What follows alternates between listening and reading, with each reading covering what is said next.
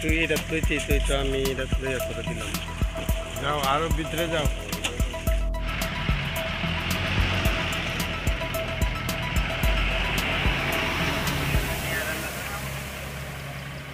আমরা গতকালকে আগরতলা রেল স্টেশনে আগরতলা জিআরপি এবং আরপিএফ মিলে আমরা 5 জনকে গ্রেপ্তার করা হয়েছে, যার মধ্যে একজন বাংলাদেশি ন্যাশনাল এবং 4 জন রোহিঙ্গা কমিউনিটি।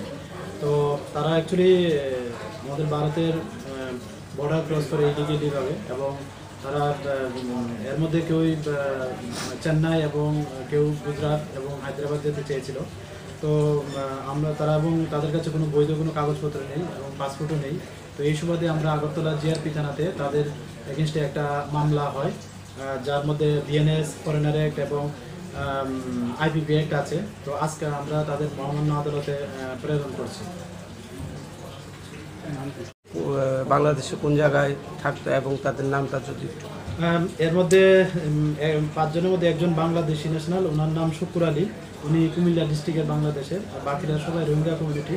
তো এর মধ্যে একজনের নাম হলো আমির খান, আমির হাকিম, যিনি বুলাখালী ক্যাম্প নাম্বার 9-এ, যেটা কক্সবাজারে অবস্থিত।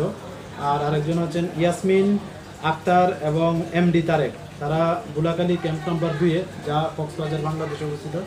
এবং আরেকজন হলেন মোহাম্মদ উল্লাহ, উনি ক্যাম্প নাম্বার 11-তে, যেটা কক্সবাজারে অবস্থিত। তো তারা সবাই একত্রিতভাবে ভারতের ভূখণ্ডে অবৈধভাবে প্রবেশ করে।